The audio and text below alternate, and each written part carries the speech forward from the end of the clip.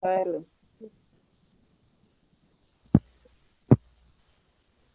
Show, meninas. Vou compartilhar meu material aqui. Deixa eu só ver um negócio que eu não quero botar em tela cheia, porque senão não vejo se alguém chegar vai me pedir permissão e eu não vou conseguir abrir.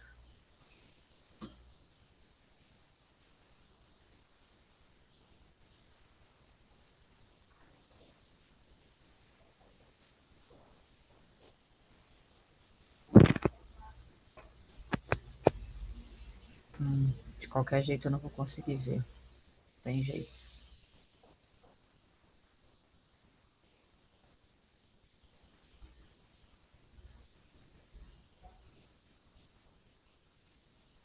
Vocês já estão vendo a tela em modo apresentação, não?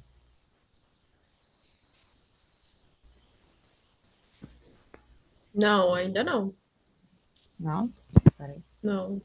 Para mim nem tá aparecendo a tela.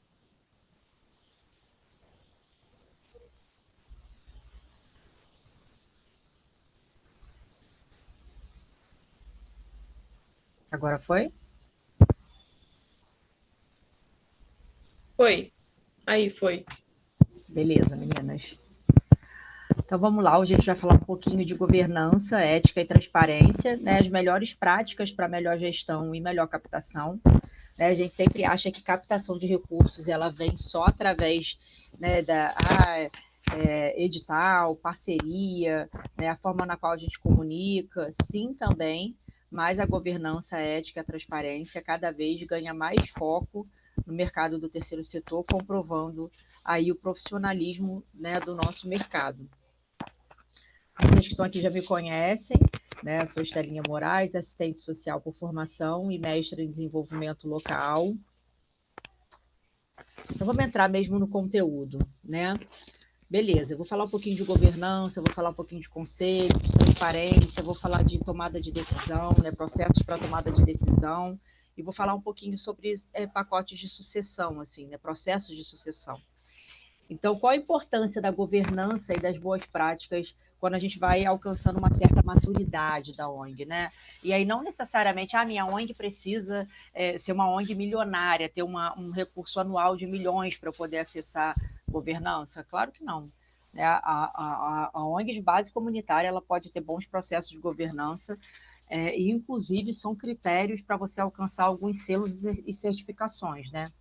Então, assim como nas organizações, né, com fins lucrativos, as empresas, no terceiro setor, a implementação de mecanismos de incentivo e monitoramento sobre a gestão é essencial para o alcance de resultados efetivos da organização.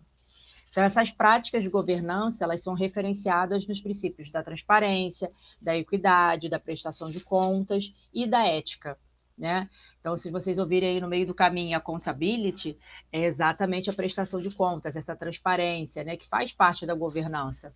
Então, de acordo com o Instituto Brasileiro de Governança Corporativa, né, que é hoje o principal regulador das boas práticas, né, porque não existem regulamentações, normatizações de como que você precisa colocar o seu conselho. Existem boas práticas. E o principal regulador disso é o Instituto Brasileiro de Governança Corporativa. E não tem diferença. Ah, Estelinha, tem para empresa e tem para ONG? Não, não tem. Né? Existem boas práticas de um modo geral e você vai encaixando ali no terceiro setor. Então, essas práticas, elas contemplam os relacionamentos entre os acionistas e cotistas, ou os investidores, né? No caso do terceiro setor, os doadores, conselho de administração, diretoria, auditoria independente e conselho fiscal, com a finalidade de otimizar o desempenho da empresa ou da ONG e facilitar o acesso ao recurso. Né? Então, vamos falar um pouquinho de stakeholders e governança. Então, os principais stakeholders que mantêm uma instituição do terceiro setor funcionando são a gestão, os doadores e os voluntários. Porém, esses últimos, né, os doadores e os voluntários, eles pouco têm acesso às principais tomadas de decisão. Né? Fica muito mais da porta para dentro do que, de fato, a gente está ali deliberando, comprovando, mostrando. Né? A gente fala muito sobre o que é feito com os recursos doados acerca de projetos, acerca de programas. Quando a gente fala um pouco da gestão, é difícil você entrar no Instagram, no LinkedIn das ONGs e você vê ali a gestão falando sobre os processos de tomada de decisão, sobre governança, sobre organograma, sabe, sobre essa deliberação, né? Você não vê, você vê muito mais falando como que esse dinheiro é empregado, né?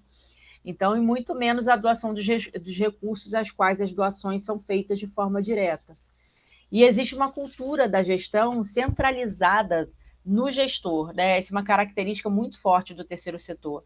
Primeiro, porque a maioria das instituições tiveram seu nascimento na escassez de recursos humanos e financeiros, né? Mas mesmo depois, quando essa instituição ela ganha mais maturidade, mais notoriedade e até possibilidades novas de contratação, ainda assim a gestão continua em poucas mãos, e na maioria das vezes do fundador e do gestor, né?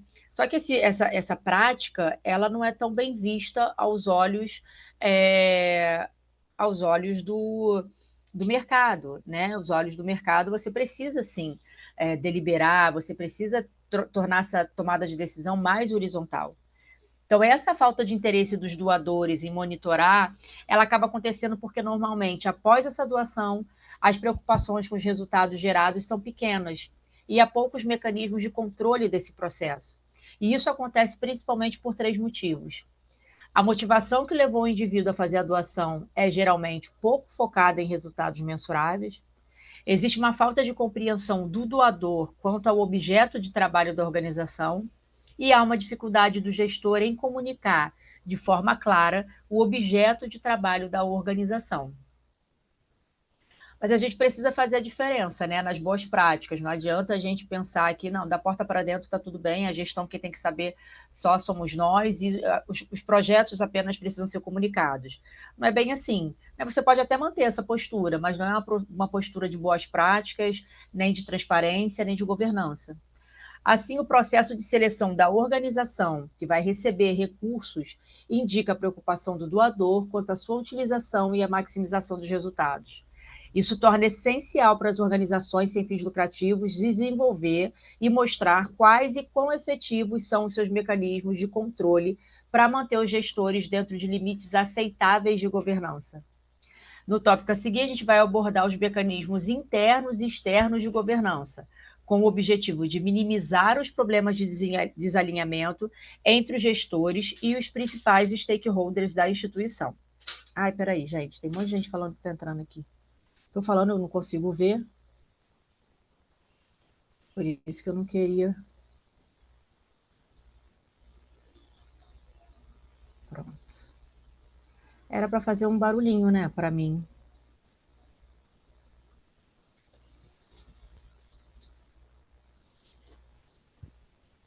Boa noite, Patrícia.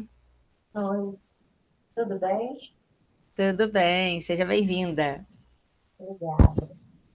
A gente já começou aqui, deixa eu voltar para o material, tá? Tá. Deixa eu ver se eu consigo tirar, gente, só a entrada. Se eu posso fazer isso. Acho que não mais. Poderia fazer antes. De tirar a permissão. Pedir permissão.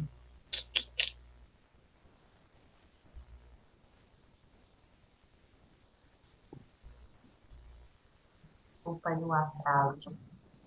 Não, não consigo, infelizmente. Todo mundo que entrar vai ter que pedir permissão. Então, bora.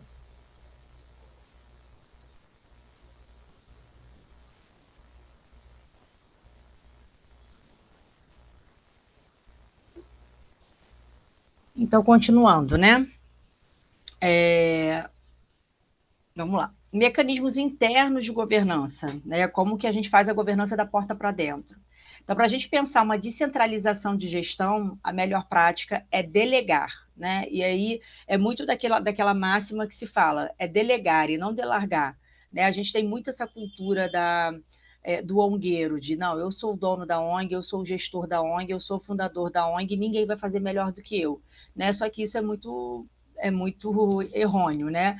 Quanto mais a gente prepara os nossos colaboradores, mais autônomos eles ficam, né? Lógico, a gente ali do lado, né? Fazendo a educação continuada, e mais liberdade a gente tem para a gente centralizar na captação de recursos, na cultura organizacional, questões que só nós ali, enquanto gestores, né, estamos ainda podendo fazer, né? E por isso que a gente tem que pensar no processo de sucessão, que a gente vai passar por ele também.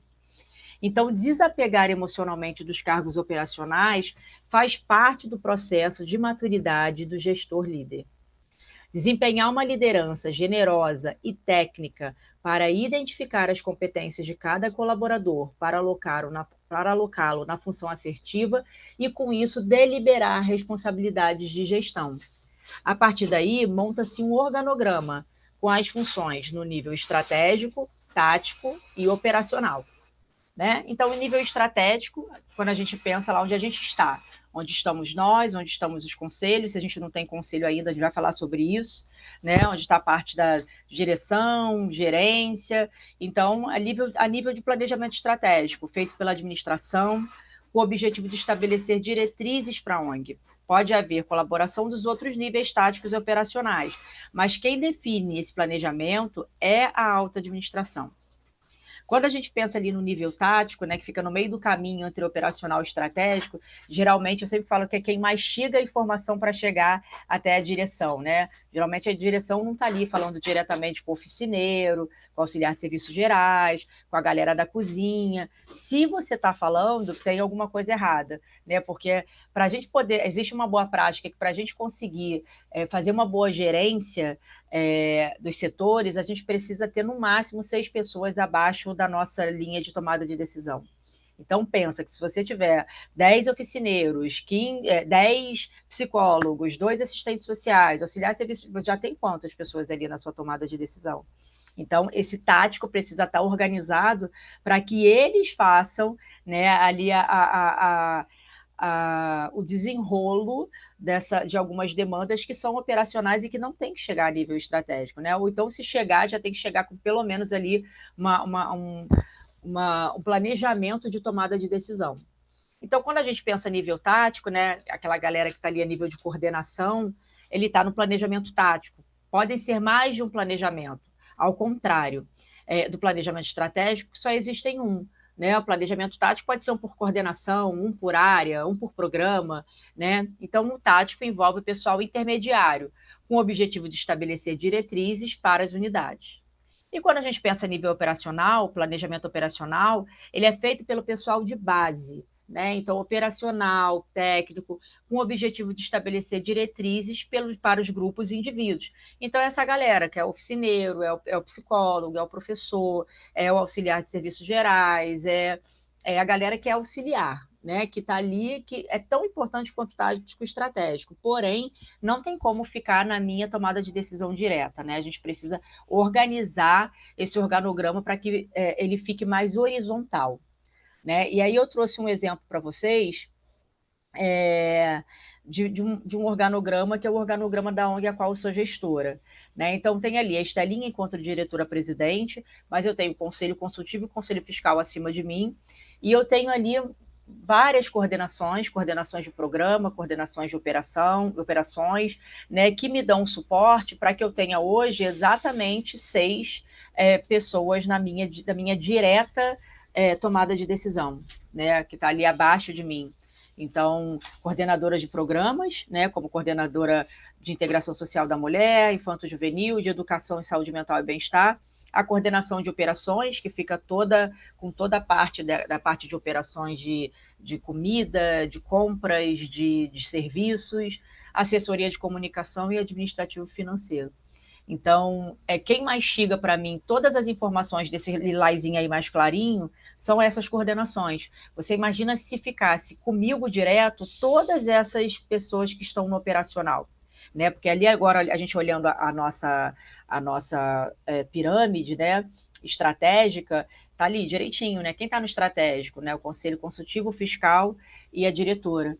Né? Quando a gente pensa o tático, é todo mundo que está no roxo ali, mediano, né? Todas as coordenações. E quem está no operacional é essa galera que está lilazinho. Então, o operacional sempre é o maior, né? Por isso que a pirâmide é assim. O operacional sempre é o maior e não tem como a gente ficar direto. E é o que a gente geralmente faz, né? O diretor, ele quer saber de tudo, o diretor que quer centralizar, né? E acaba que o centralizador, ele acaba sendo sobrecarregado. Então, a gente precisa pensar nesse organograma mais horizontal possível. Se ele tiver muito vertical, muita gente embaixo de mim tem alguma coisa errada. E aí a gente ficar muito atento para, se esse programa crescer muito, né, a gente entender também, será que eu não tenho que colocar um outro gestor, um outro coordenador para esse programa? Porque é isso, a gente precisa entender que no máximo 6, 7 pessoas abaixo de mim para tomada de decisão, tá? Deixa eu ver se entrou mais alguém, gente, porque eu não consigo ver mesmo se está entrando gente ou não. Beleza. Gente, se vocês tiverem dúvida, me parem, tá? Por favor.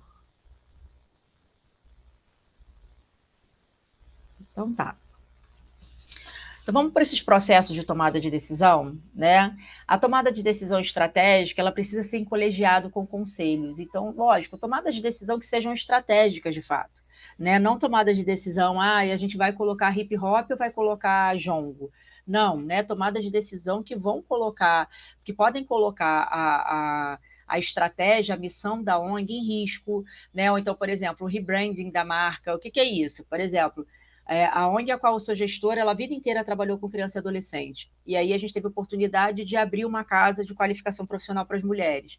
E essa casa, ela canibalizou a outra marca, ela cresceu muito rápido, ela teve uma visão exponencial da marca e, consequentemente, as pessoas começaram a sair de doação, né, de doadores pontuais, recorrentes, porque eles acreditavam que a ONG estava rica, que a ONG tinha outros doadores e que não mais precisavam dessas doações de 100, 200 reais por mês, né? E aí a gente teve que fazer um rebranding da marca, entender, nós vamos ser a ONG que é das crianças ou vamos ser a ONG que é das mães? E eu não podia tomar essa decisão sozinha, porque envolvia muita coisa. Então, geralmente essas tomadas de decisão são muito estratégicas, elas precisam ser divididas com conselhos, até para você corresponsabilizar também os conselhos, você não tomar uma decisão que pode ser muito arriscada e você vai, consequentemente, assumir essa decisão sozinha, né? A tomada de decisão descentralizada. Então, quando eu tenho minhas coordenações ali embaixo de mim, né, algumas decisões não precisam mais passar por mim, né? Algumas decisões não precisam subir para a direção, né? A gente precisa ter tudo sistematizado, todos os processos dessas coordenações sistematizadas, e aí desde gestão de pessoas, né, pensando matriz de responsabilidade, cargos e competências, como consequentemente ter a sistematização dos projetos, porque a partir desse momento a coordenação ela se torna dona desse projeto, desse pacote. Então tem algumas decisões que não precisam passar para a direção, mas para eu dar esse tipo de autonomia para a minha coordenação, esses processos precisam estar todos sistematizados, né? A sistematização dos processos para educação e autonomia dos gestores, gerentes e até coordenadores. Além disso, a educação continuada, né, para os conselhos e tomadores de decisão, porque não adianta eu simplesmente entregar o pacote na mão da minha coordenadora e falar, olha, toma, agora é seu, e não oferecer uma educação continuada. Então, se ela vai ser dona de um projeto social, né, quem sabe a gente não fornece uma ferramenta de um curso, uma formação em gestão de projeto, né? Porque a gente precisa preparar essa coordenação, essa gerência, para que ela tenha autonomia responsável. Porque senão a gente larga, a gente não delega, né? Então, a autonomia é delegar, ela não é delargar. Então, a gente sim faz uma educação continuada e o processo sistematizado, porque uma vez que ele está sistematizado, quando ela tiver dúvida, ela não recorre à direção, ela recorre ao processo que está sistematizado, né?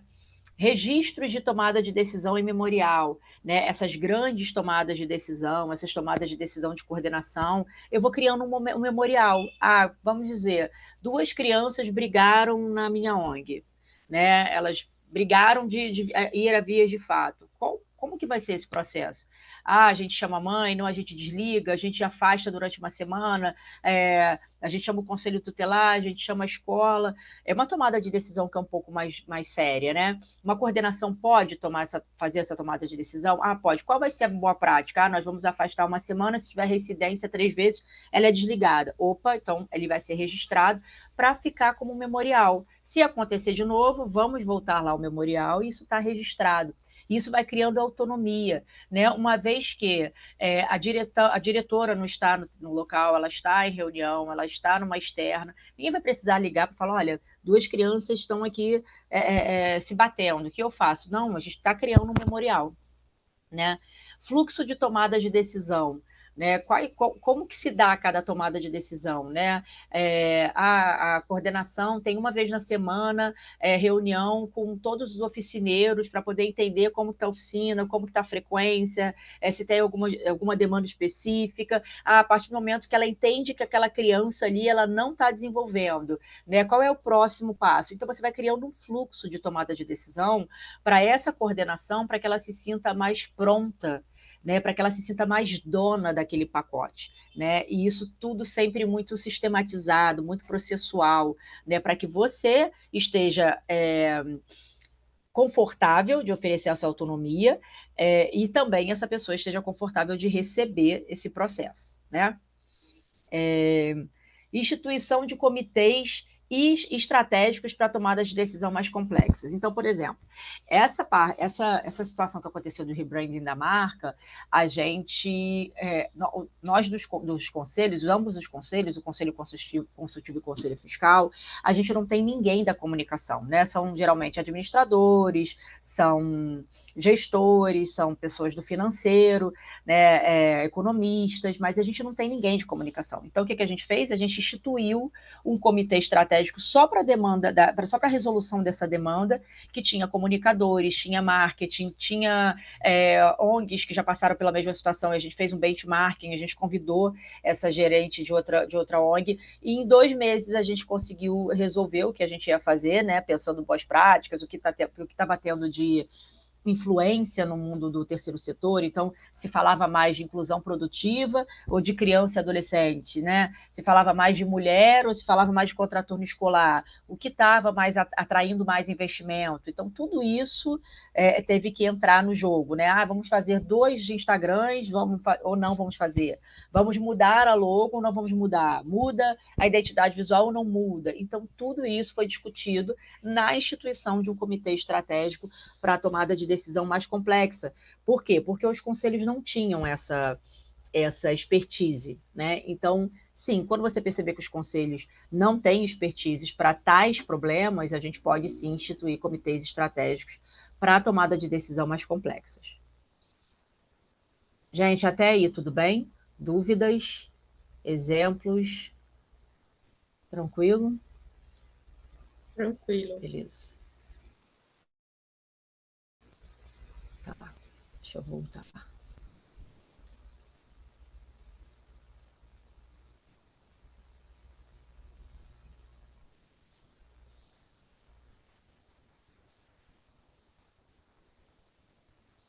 Então, mecanismos externos de governança, né? Como a gente forma conselhos competentes.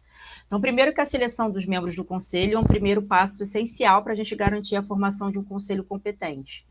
Todos os conselheiros eles devem auxiliar na identificação e recrutamento de candidatos. Mas primeiro o conselho deve identificar a combinação ideal de competências profissionais, antecedentes e experiência, bem como atributos pessoais e outras características que seus membros precisam apresentar. Diversidade é a chave. Né? Então, eu vou chamar fulana, que fulana sempre doou muito para a ONG, é muito bacana. Talvez não. Né? A gente precisa pensar, primeiro de tudo, diversidade, né? Contemplar raça, gênero, classe, formação, território, né? Pensar quais atribuições ele precisa ter para estar num conselho administrativo, quais atribuições e competências precisa ter para poder estar no conselho fiscal, né? Nas ONGs maiores, o conselho poderá formar um comitê de governança para ser responsável pelo recrutamento e seleção de novos membros, né? Mas quando a gente está amadurecendo ainda essa fase do conselho, o conselho administrativo e o conselho fiscal já respondem bem às nossas demandas. Então, para garantir o desenvolvimento do conselho, a gente recomenda as seguintes atividades. Primeiro de tudo, estabelecer um regimento interno, né, onde vão ter ali todas as diretrizes do meu trabalho com os conselhos, porque o conselheiro ele também precisa passar por formação continuada, né, ele também precisa ter atribuições, né, não é simplesmente chegar lá de 3 em 3 meses, 2 em 2 meses, dar pitaco às vezes num fluxo que ele não conhece, que ele não está por dentro, né? Então, sim, ele precisa receber materiais, relatórios, né? Inclusive pautas anteriormente, né? Assim, antes da Assembleia, olha, vamos trabalhar isso, estou mandando conteúdo para que vocês estejam conscientes, né? Estejam cientes de qual vai ser a abordagem. Então, esclarecer primeiro para eles as expectativas, né? E ter uma matriz de responsabilidade. Qual a responsabilidade desse conselheiro, nesse conselho, né? Avaliar periodicamente o desempenho do conselho e dos seus membros. Orientar adequadamente os novos conselheiros e dar treinamento prático e contínuo para esses conselheiros. Porque senão o conselho ele atrapalha mais do que ajuda, né? Ele acaba sendo uma demanda. Ah, eu vou ter que fazer isso, eu vou ter que fazer assembleia. Não, quando você de fato consegue fornecer informação suficiente para que ele faça parte ali de um equipamento estratégico da ONG, ele passa a ser seu aliado. E você vai ver o quanto mais leve você fica de falar, cara, não, isso preciso levar para o conselho, eu não posso tomar essa decisão sozinha. Começa a cair num fluxo seu de rotina, de cotidiano, de que você não quer mais tomar suas decisões sozinhas. E isso é muito confortável, isso é muito bom. Né? Porque às vezes vocês podem pensar que mas o conselho não está nem por dentro, e isso também faz parte, porque o olhar de quem está de fora também contribui bastante. Então, conselhos obrigatórios e padrões, né? A gente precisa ter, não pode fugir, não tem como fugir disso. Conselho de administração e conselho fiscal, a gente não pode fugir disso. A gente tem que ter esses dois conselhos, porque são conselhos mínimos para demonstrar transparência, governança, accountability, compliance, a gente precisa ter. Se a gente quer ter uma marca sólida, perene, sustentável e séria, a gente precisa ter no mínimo esses dois conselhos, né? Conselhos ativos, não aqueles conselhos para falar, a gente tem conselho e se reúne uma vez no ano, né? Conselhos facultativos, conselho consultivo, os comitês especiais são facultativos, eles podem existir ou não. O que as boas práticas do IBGC fala, né, sobre conselhos? De 5 a 11 conselheiros, sempre número ímpar para poder ter desempate, né, caso tenha empate de votos, né, para alguma tomada de decisão. Sempre acima de 5, porque se a gente coloca 3, né, falta 1, a gente só tem 2. Não dá para tomar decisão com 2. Então, no mínimo 5, no máximo 11. Tem ONGs que tem mais, mas isso, como eu disse para vocês, não tem regra, não tem normatização acerca disso. Então, são boas práticas que são praticadas no mercado. De 5 a 11 conselheiros, reuniões demensais a trimestrais, né, menos do que mensal, quinzenal, demanda muito, e não tem nem como são tomadas de decisões estratégicas, até o retorno dessa tomada de decisão geralmente é maior do que um mês, assim, né, o processo. E mais do que trimestral também, fica muito longe, né, assim, para você poder voltar, dar o feedback, dar o retorno daquela tomada de decisão. Então, de mensal a trimestral. E boas práticas de governança. O gestor ele pode ser remunerado? É uma pergunta que sempre chega para mim quando a gente fala um pouco de governança, a gente fala de prática de carreira.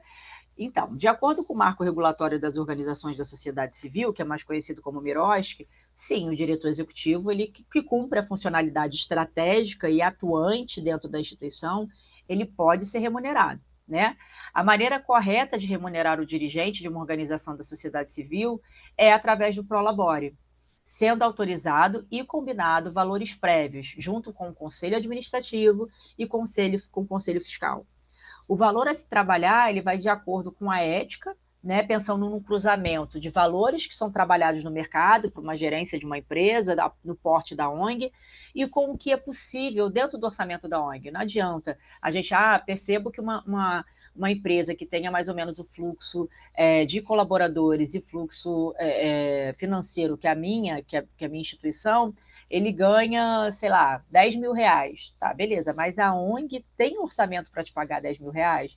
Então, precisa ser um cruzamento ético entre os valores praticados no mercado e o que tem de orçamento na ONG, né? E aí, eu vou trazer até uma informação para vocês, assim, por exemplo, quando você recebe por Prolabore, você não recebe nem 13º nem férias, né? Você só recebe o salário, né? A gente não tem direito a 13º e férias, porque a gente está ali como se fosse uma sócia, né, da instituição. Então, o que eu pratiquei com o Conselho Fiscal? Olha, não me sinto confortável de pagar 13º e férias para todos e eu não receber, já que eu trabalho ali, eu cumpro o horário, tá? E aí, como que a gente praticou isso? A gente pegou o valor do 13º e das férias, que seriam, e a gente juntou esse valor e dividiu nos 12 meses do ano, né? Para poder ter uma remuneração que tivesse condizendo ali com a prática de trabalho formal da instituição, e também para que eu tivesse ali um reajuste no meu valor anualmente.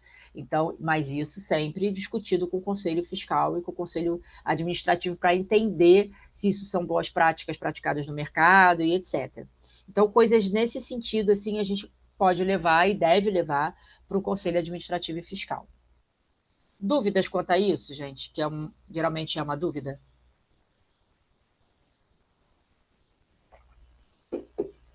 Não, tranquilo? Então, beleza. O Conselho ele deve garantir que a ONG atinja a população que ela se propõe a servir, atendendo às suas necessidades. Ao garantir um planejamento eficaz, o Conselho estabelece a direção que a ONG deve tomar para alcançar suas metas e objetivos e cumprir sua missão. Enquanto o diretor executivo ele é responsável por conduzir o processo de planejamento estratégico, o Conselho é responsável por participar ativamente e aprovar as decisões que estabelecem a direção estratégica da organização. E o que é o planejamento estratégico? É todo o planejamento feito no fim do ano anterior, acerca de todo o plano de trabalho de cada nível estratégico e tático, que vai desde uma matriz de responsabilidade até o orçamento de cada área.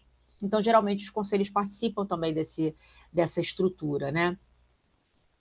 Eu trouxe aqui uma matriz de responsabilidade só para poder ligar o nome à pessoa, né? Geralmente está ali qual é a área da pessoa, qual é o nome da pessoa e quais são as responsabilidades deles. E geralmente é um documento compartilhado, tá? Todo mundo acaba entendendo e sabendo qual é a responsabilidade de cada um, até para que isso fique muito claro para todo mundo, né? Quem é que abre a porta, quem é que fecha a porta, quem é que tira o lixo, quem é que faz a comida, quem é que apaga o quadro branco.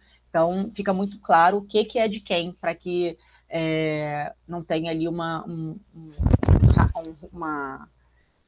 confusão, né? Garantir a integridade legal e ética. Então, para garantir a integridade legal e ética de uma ONG, a gestão deve estar sempre empenhada, diligente e vigilante. O primeiro passo começa com a contratação e manutenção de uma equipe de caráter sólido e altos princípios morais. Além disso, os membros do Conselho de Gestão devem dar particular importância a 3 palavras, que são as seguintes: a conformidade, a transparência e a responsabilização com prestação de contas. Então, a conformidade, ela precisa garantir que a organização obedeça às leis e os regulamentos nacionais e locais que se aplicam às ONGs, como também manter os seus próprios estatutos e códigos de ética atualizados, né? Inclusive, agora, o mercado está pedindo muito alguns códigos de conflito de interesse, né? Para além do seu código de ética, também códigos de conflito de interesse, LGPD. Então, a gente precisa estar sempre atualizado nas regulamentações, que às vezes são regulamentações que vêm do corporativo, que necessariamente precisa aplicar a ONG, não tem jeito, né? A transparência. Deve se esforçar para garantir que o trabalho da organização seja transparente e, assim, angariar a confiança do público em geral. Responsabilização e prestação de contas. Cabe ao gestor da ONG garantir o cumprimento do dever de prestar contas financeiras e programáticas. Como que a gente aprimora a reputação pública da organização, né? Pensando na governança? Os conselheiros e gestores são os embaixadores e promotores da ONG, atuando como elo entre a organização e os seus usuários, membros, grupos de interesse ou público-alvo. Eles também trazem a retroalimentação desses grupos. Uma ONG saudável está sempre em contato com o público e os conselheiros acabam sendo um elo importante nesse sentido. As mídias sociais e sites são muito importantes para a veiculação de informações como prestação de contas, relatórios informativos, geração de conteúdo e etc. O gestor precisa mostrar o que é feito com os recursos investidos de forma quantitativa e qualitativa, com periodicidade. Existem diversos meios para a demonstração dessas transparências, seja através de relatórios diretivos por e-mail, documentários, revistas, informativos por WhatsApp, rádio comunitária e etc. Lembre-se sempre que uma organização da sociedade civil possui dois grandes clientes, que são os seus investidores e os seus usuários. E ambos os públicos precisam saber como o recurso está sendo investido e tomando cuidado de alinhar o discurso de acordo com cada público. Então, não tem como eu fazer um mega relatório financeiro que eu vou apresentar para o meu financiador, que é uma mega empresa multinacional, e eu pegar esse mesmo relatório e apresentar para o meu usuário. Então, a gente precisa fazer com que essas informações cheguem ao usuário, elas sejam acessíveis ao usuário. Ah, Stalinha, mas eu vou prestar conta do projeto centavo por centavo? Não, mas a gente pode apresentar, de repente, um gráfico em pizza, ali trazendo quanto que foi gasto, qual a porcentagem, até por segurança mesmo da ONG, da gestão, né, para não mostrar valores. Então, qual a porcentagem que foi gasto em projetos, qual foi a porcentagem gasta em recursos humanos, em obras, em encargos e etc., pode ser dessa maneira, desde que isso seja demonstrado como resultado para ambos os lados, tá? A transparência ainda da organização, né? É um termo utilizado para se referir à visibilidade do trabalho da organização por pessoas internas e externas, a fim de que as pessoas conheçam as ações, a equipe, a gestão dos recursos, participem e se engajem com a causa e seus resultados. Por envolver diversas partes interessadas, a transparência é um dos temas que mais preocupa as organizações, já que prestam um serviço para a sociedade, utilizando muitas vezes doações de pessoa física e da iniciativa privada. E, além disso, quando em parcerias com o poder público, se torna um requisito legal, uma obrigação. Sabemos que no cotidiano as responsabilidades acabam se acumulando, né? Ainda mais às vezes os gestores que têm uma centralização ali em si. E por vezes a transparência pode ficar em segundo plano, mas pode ser um fator fundamental para o engajamento do público e para manter ou aumentar a captação de recursos da organização. E aí eu trouxe um dado assim, bem bacana, que segundo a pesquisa Brasil Giving Report de 2020, os fatores que mais incentivaram a doação ao longo do próximo ano seriam saber com certeza como o dinheiro é gasto, com 43%, e mais transparência no terceiro setor e organizações sociais, com 36%. Ou seja, as pessoas doam para as ONGs que são transparentes. As pessoas doam para as ONGs que demonstram resultados, tá? Boas práticas de transparência. Utilize um site para transparência e prestação de contas. O site é uma das formas mais claras de divulgação e concentração das informações da ONG. O ideal é você criar uma página, uma aba, só para transparência, para facilitar o encontro dos documentos. Pense como os potenciais doadores. Quando eles ficam sabendo de uma ação da sua ONG e procuram no Google, ter um site claro com todas as informações lá, dá confiança ao doador para acompanhar e doar para a sua organização. Né? Eu trouxe ali o link do nosso site, que tem uma aba específica de transparência, onde tem os conselhos, onde tem os relatórios contábeis, os relatórios de programas, né, as tomadas de decisão, o organograma, está tudo lá. Então, mantenham sites e redes sociais atualizados, com relatórios, demonstrativos contábeis, prestação de contas e informativos atualizados. Quando algum doador ou investidor quiser doar para a instituição, o primeiro passo é entender a reputação através das redes. Prestação de contas. Isso inclui não apenas a prestação de contas financeiras e programáticas de forma transparente, mas também a justificativa do porquê de determinadas ações não terem sido realizadas. Para uma ONG ser responsável ao prestar contas, significa demonstrar continuamente que a organização usa os seus recursos de forma prudente e sensata. e não se aproveita dos seus privilégios para empreender atividades contrárias à sua condição de entidade sem fins lucrativos. Então, uma ONG que presta contas com responsabilidade e transparência, ela vai estar sempre pronta para abrir suas contas e registros ao escrutínio público, incluindo os doadores, os beneficiários e outros grupos de interesse. Quando uma ONG presta contas de forma responsável, ela ganha a confiança da sociedade e confirma perante a mesma que trabalha pelo interesse público. Relatórios anuais, informativos mensais e principalmente prestação de contas pós-projetos com parceiros são imprescindíveis. A transparência, ela consiste em divulgar às partes interessadas não apenas as informações que são exigidas por lei, mas aquelas que a organização julga importantes para a tomada de decisão, ou mesmo para demonstrar a adesão aos bons princípios de governança. Não deve se restringir ao desempenho econômico e financeiro, mas ela deve abranger outros aspectos da organização, inclusive intangíveis, que norteiam a sua ação gerencial e a direcionam à preservação e otimização de valor.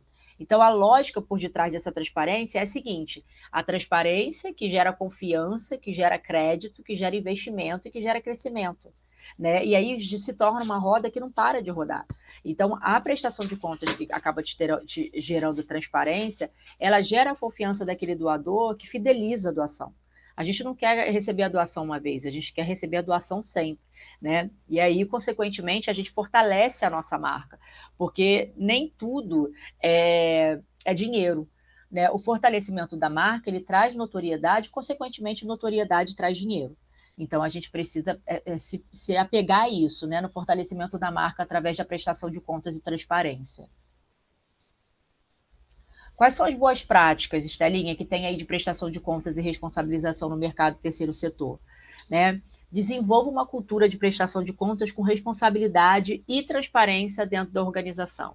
Né? Para todos precisam ter, desde da auxiliar de serviços gerais até aos conselhos, eles precisam ter uma cultura de prestação de contas, com tudo, com foto, com relatório, né? Entender, nossa, é muito chato ter que ficar tirando foto do alimento que chega.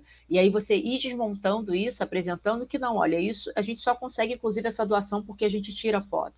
Então, essa cultura ela não pode só estar a nível estratégico, ela precisa estar caminhando com todos os colaboradores dentro da organização. Né? Adote uma declaração de valores e código de ética. A gente precisa ter esse código de ética, né? Até para poder deixar isso registrado, ser um memorial. Né? Se um dia você, enquanto gestora, não estiver mais nessa organização, tudo se perde? Não, tudo não pode se perder, né? Então, por isso que a gente registra, a gente sistematiza. Adote uma política sobre conflito de interesses, né? O que pode e o que não pode ser feito, né? O que pode e o que não pode ter dentro da ONG. Assegure que os conselhos de administração e fiscal entendam e possam cumprir com as suas responsabilidades financeiras. Realize avaliações financeiras nas ONGs e auditorias externas. Então, nas ONGs menores, as avaliações financeiras e nas ONGs maiores, auditorias externas. Estelinha, por que não auditorias externas nas ONGs menores? Porque é caro. Se você conseguir isso de forma pro bono, maravilha. Né? A auditoria externa é sempre bem-vinda, só que é um produto caro. Então, por isso que eu coloquei para ONGs maiores, ONGs mais maduras, né, que tem um fluxo de caixa mais vultuoso. Certifique-se da correção das informações financeiras e operacionais disponibilizadas aos órgãos reguladores e ao público. Seja transparente.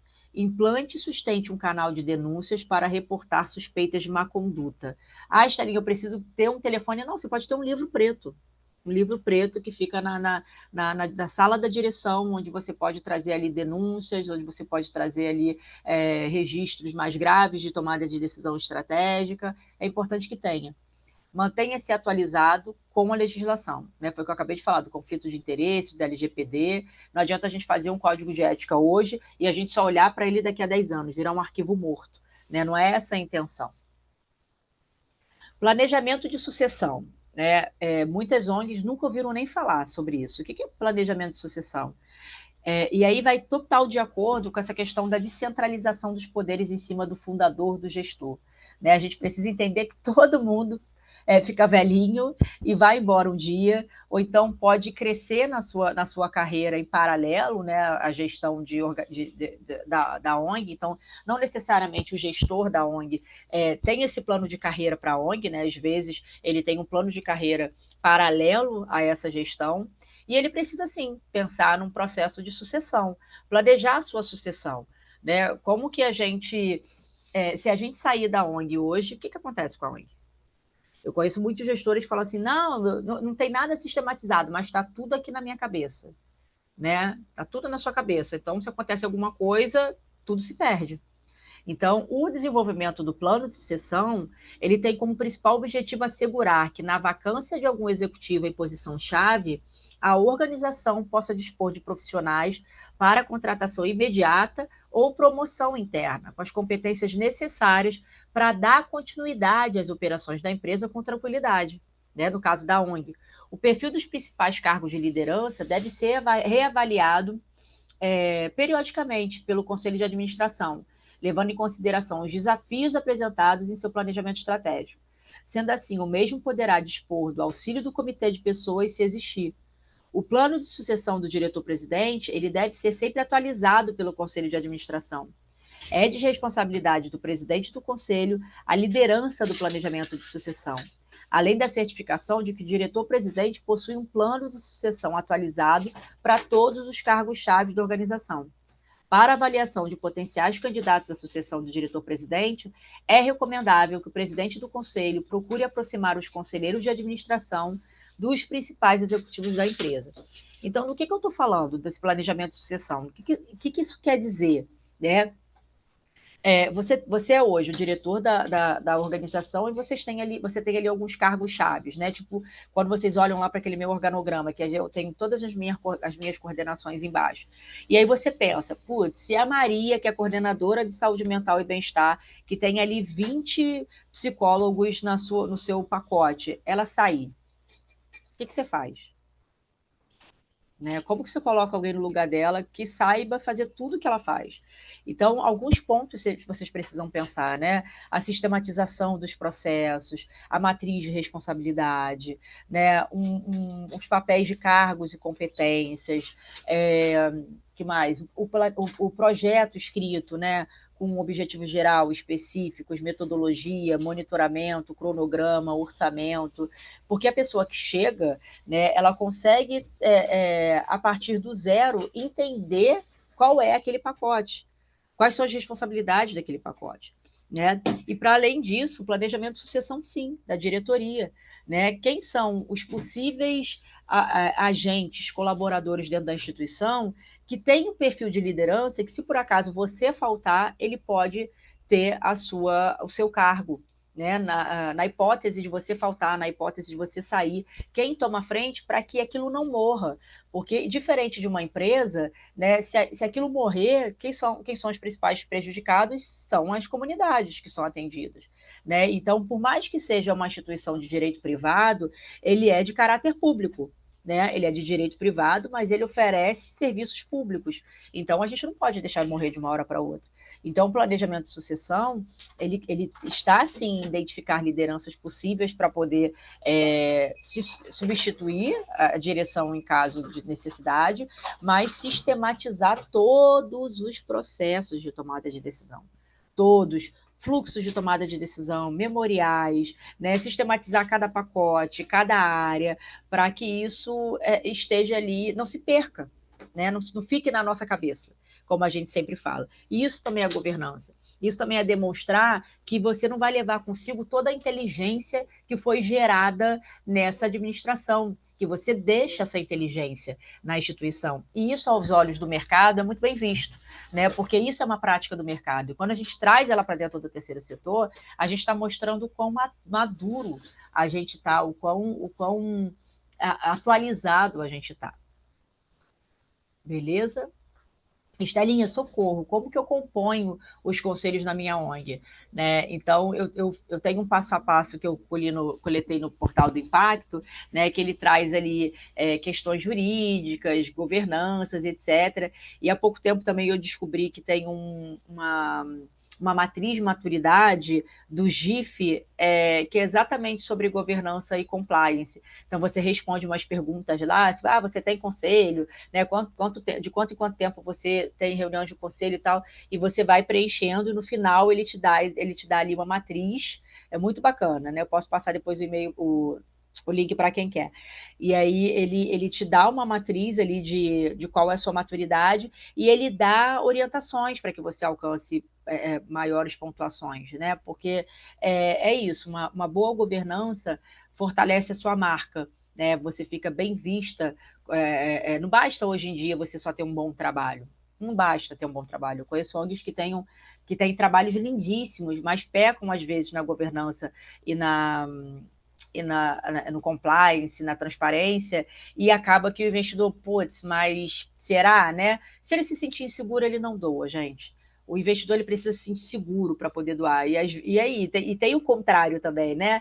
ONGs que não têm um trabalho metodológico tão robusto, né? Tão assertivo, que tenham ali indicadores de fato bem trabalhados, mas que acabam ganhando aquele edital, aquele investidor, porque ele tem uma governança sólida, né? Ele tem uma marca ali já mais sólida, mais sustentável no mercado. E aí eu paro aqui. Quero saber se vocês têm alguma dúvida, se vocês têm alguns exemplos, se vocês já trabalham com um conselho, como que está aí como está a instituição de vocês? Estelinha, quanto mais a gente estuda, mais a gente entende que precisa estudar, né? É É, impressionante, cara. Não vai parar nunca. E às vezes eu fico um pouco assustada com algumas organizações que querem buscar recursos maiores, né? Eu conheço uma que recentemente conseguiu aprovar um projeto na lei de incentivo, mas sem entender nada sobre isso, e aí ele ficou desesperado, achando que ele tinha todo aquele dinheiro, mas na verdade ele não tinha, existia um processo longo pela frente, né? Então o cara entrou em pânico porque é isso, né? Não conseguiu estruturar uma gestão, não é simples, as pessoas acham que é simples, só porque o cara tem uma boa intenção, vai lá, faz uma ação social bacana, tira foto, faz um reels legal, viraliza, ele acha que ele vai conseguir manter a instituição, mas quanto mais, a minha sensação é de que quanto mais eu estudo, quanto mais eu me aprofundo no terceiro setor, mais eu sinto que preciso ainda continuar estudando. é verdade. É verdade, porque o terceiro setor ele acaba assim, ele tem o produto dele, que é o projeto social, mas as práticas de governança são corporativas. Elas são de empresas. Não adianta a gente se iludir achando que, não. Senão a gente vai sempre ter aquela carinha da ONG, da pobre coitada, da filantropia, da caridade. Está tudo bem. Está tudo bem quem quer carregar esse estigma. Só que se você olha para as tendências do mercado do terceiro setor, e todo ano saem estudos, né? O IDES é um que publica todo ano tendências para o terceiro setor. E é isso, assim, a governança vai diretamente para o corporativo, né? E se a gente não caminhar junto, a gente vai ficando para trás. E aí aquela máxima do caraca, fulano de novo ganhou o edital, pô, só fulano que ganha, pô, mas aí tu vai olhar para dentro da casa do cara. Entendeu? É o conselho periódico, com ata registrada, tomada de decisão é deliberada, não é centralizada no ongueiro. Então, existem coisas que existem da porta para dentro, né, que também contam ponto para que esse edital seja vencido, né, que esse investidor, ele, de fato, aporte o dinheiro. E a gente tem que pensar assim, da onde que vem o dinheiro? O dinheiro não vem de outra ONG. O dinheiro veio do mercado. Então, quem está dando dinheiro pensa com cabeça de mercado. E ele não vai olhar para você falando, mas pobre coitados, eles nunca tiveram. Não, eles vão olhar assim, querido, se não for organizado, eu não boto meu dinheiro. Você sabe disso, você está passando por um processo gigantesco com a Petrobras. Então, você está vendo que para acessar essa grana, se você não tiver tudo organizado dentro de casa, eles não vão dar a grana. Por mais que você tenha passado no edital, eles não vão dar a grana. Né? Uma dúvida, uma última dúvida só. Você tem noção hoje de quanto que está custando mais ou menos uma auditoria? Eu quero colocar no próximo planejamento, né, para a gente se organizar para fazer. A gente nunca fez uma auditoria externa, mas eu queria colocar no próximo planejamento estratégico para a Então, gente. Eu vi lá no FIFE, que foi agora o último em Curitiba, tinha auditorias a partir de R$ 5.000, assim, depende muito do que você quer nesse pacote, sabe? E depende de quem você quer. Então tem KPG, tem Audisa, né? Depende do nome que você quer, assim, sabe? Mas a partir de R$ 5.000 você conseguiria fazer. Salete, Patrícia, dúvidas, contribuições? Eu tô Fiquei vendo que só eu tenho. sonhando em encontrar esse conselho de ter, né? Hoje a gente é pequeno, né? Mas antes a gente já foi menor, a gente está no processo, né, de desenvolvimento, que antes era só dois, três.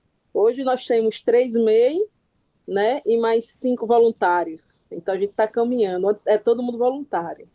Sim, Essa é questão de conselho, eu fiquei só imaginando de achar pessoas, né? Porque assim, aqui no território, e até pessoas assim próximas, é muito pessoas individualistas, com aquele, não tem aquela sentimento de colaboração, né? Tudo tem que ganhar. Eu vou ganhar o quê com isso? E quando é não vou ganhar o quê, eu conheço fulano de tal, que geralmente é político. Essa não funciona comigo. Obrigada. Desde já, sim, obrigada pela sua ajuda, que não é uma ajuda, né? É um sim, conflito de interesse.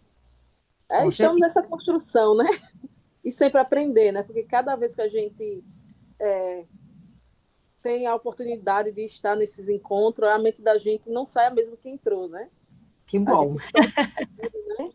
E também buscando, quem sabe um dia a gente conecte com essas pessoas. Sim, E com também certeza. no nosso, nessa questão do interior mesmo da ONG, né? Da governança, né? Da gente ter. É algo que a gente está começando a construir realmente. E delegar mesmo, cada um o seu cronograma da atividade, né? Ter mais capitalizado, que antes não era, né? Tudo era eu. Hoje eu já consigo sair, né? Hoje eu vou ficar aqui isolada nessa sala, eu já consigo. Antes eu não conseguiria. E até as crianças não deixavam, ia lá e batia. Mas é Desde isso, já, né? gratidão, Conselho. viu, Estelinha? Oi? Gratidão pela oportunidade. Ah, que nada.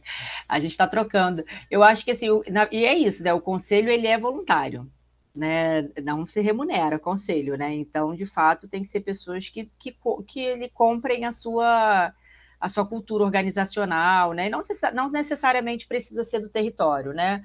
Podem ser pessoas que se alinhem à sua missão, né? Então, por exemplo, no meu conselho aqui da instituição, ele tem pouquíssimas pessoas que são do Rio, a maioria de fora do Rio, mas são pessoas que estão alinhadas ali ao meu trabalho, né, que vai desde pessoas do mercado, de empresas, a pessoas que são referências para mim no terceiro setor, são referências para a instituição no terceiro setor, que é importante também, né, a gente só ter pessoas do corporativo que às vezes não alcançam o que a gente está falando, né, a gente está falando, não, mas olha, Uhum. isso não dá certo por causa disso e disso, mas a pessoa não entende, porque nunca vivenciou, então, sim, pessoas do terceiro setor também. Então, aos poucos, você vai conseguir identificar essas pessoas que são estratégicas para estar nesse conselho. Né? É o que eu percebo, eu sou do Repartir, né? E o que que eu percebo, as pessoas que são voluntárias, eu cheguei agora, estou assumindo a presidência a partir de finalzinho de maio para cá, são pessoas ainda com uma cabeça muito antiga, ah, não, é tudo do Peninha, sabe? Então, eu tenho que primeiro mudar essa cultura, para começar a fazer um trabalho, até essa coisa da transparência. Ah, para quê? Acho tudo desnecessário. São sempre as mesmas pessoas ali doando. E eu acho que a gente tem que ir um pouco mais além. Então, eu estou começando a fazer esse trabalho com elas. Você já me falou várias coisas aqui que a minha cabeça já foi lá na frente, sabe? Que é isso. Eu preciso até ter mais segurança de entendimento, desculpa, eu não sei o nome dela, ela falou, a gente está sempre estudando para Ana Paula. trazer isso para elas. O que a Ana Paula falou, que é para trazer isso para elas, entendeu? Eu tenho aí Sim. um trabalho de cultura, mudar a estrutura muito grande, muito É, grande. É aquilo que eu falei, né? É um processo educativo. O conselho também precisa passar por Uhum. educação continuada. Porque é isso, a imagem que a gente carrega no terceiro setor é a imagem da filantropia e da caridade, gente. Né? E quando eu Exato. dou. A Ana Paula já passou por um processo de formação comigo, e ela sabe que quando começa a dar aula de gestão de projetos sociais, eu não consigo, antes, sem falar sobre a história do terceiro setor, que vem de lá, desse lugar da caridade, da filantropia, e que as pessoas ainda têm esse olhar. Né? Então, por exemplo, Uhum. eu não sei para quem que outro dia eu estava mostrando a ONG, que aí eu falei, isso aqui é o projeto de sucessão. Ela falou assim, você tem um projeto de sucessão?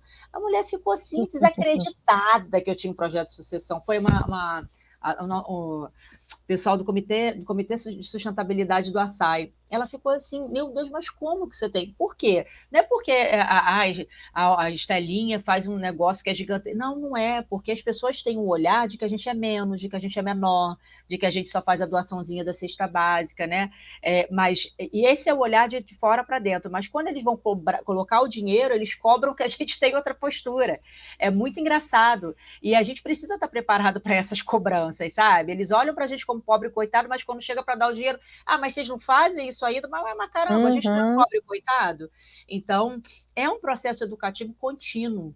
Né? O tempo inteiro a gente É. também precisa estar educando, então por isso que assim, o tempo inteiro a gente está mandando ali relatórios e processos educativos para os conselheiros antes de ter assembleia, porque senão eu perco 1 hora apresentando a temática da assembleia, mais 1 hora explicando o que é o que é risco social, o que é vulnerabilidade Uhum. social, o que é inclusão produtiva, porque eles não conhecem esses termos. Então, é um processo educativo de fato, sabe?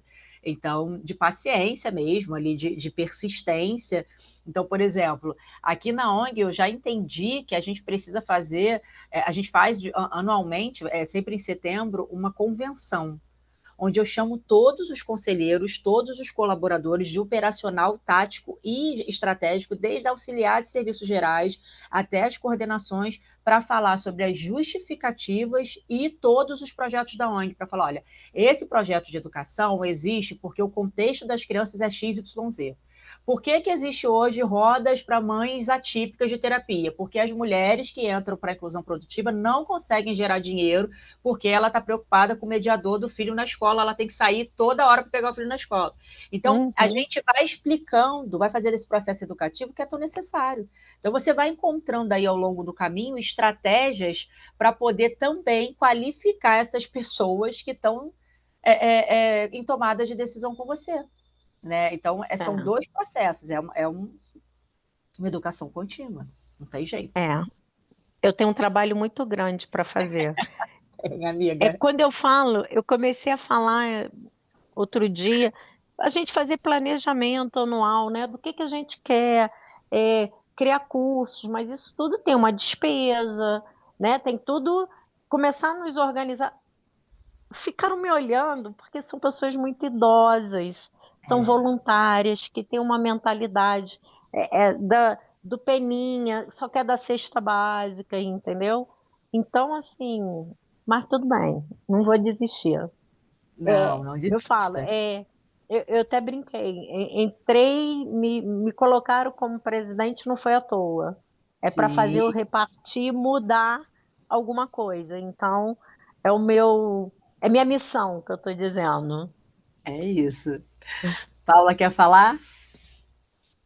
Só para colaborar com a companheira Patrícia, eu vivi algo aqui no Instituto assim, né? Eu não fundei a instituição e eu fui a primeira pessoa a ser remunerada pela instituição, né? Eu fui convidada, né, a assumir esse cargo e, enfim, participar da assembleia, mas eu só aceitei se houvesse a remuneração. Então, já causou um baque aí, que eu fui a primeira pessoa a ser remunerada da instituição. E quando eu entrei e comecei a profissionalizar a instituição, menina, foi um Deus nos acuda, viu? Olha, a única coisa que eu posso te dizer é que hoje ninguém daquela época está lá mais. Ah, Ih, ó, Patrícia. mas eu Foi. acredito que isso vai acontecer. As pessoas que não entenderam, a gente tinha uma voluntária, só para você ter noção, uma voluntária que ela cuidava da rouparia e ela não deixava que nenhum outro voluntário pudesse ajudar com as roupas. Então ela trancava toda a rouparia. O dia que ela não estava na instituição, ninguém tomava banho. Porque Gente, ela achava que a rouparia era dela. Era um negócio assim meio. Era tão absurdo aquilo que para eles era normal. Então só ela tinha a chave da rouparia. As pessoas só podiam, a gente trabalha com pessoas em situação de rua, né? Só podiam Uhum. tomar banho e acessar roupas no dia que ela estava. Se ela não estivesse, ninguém tinha roupa limpa e nem podia tomar banho. É doido, né? Elas se sentem donas, né? é porque viu nascer, gente. A gente também um É, dia é porque vocês não são fundadoras. A Salete sabe do que eu estou falando. A gente que fundou, a gente também achava que a gente era dona. A gente tinha um sentimento de que isso aqui é meu, não, ninguém vai fazer melhor do que eu. Nunca ninguém vai comunicar melhor do que eu, ninguém vai apresentar ONG melhor do que eu. E aí hoje eu vejo as meninas, hoje a gente tem 70 colaboradores.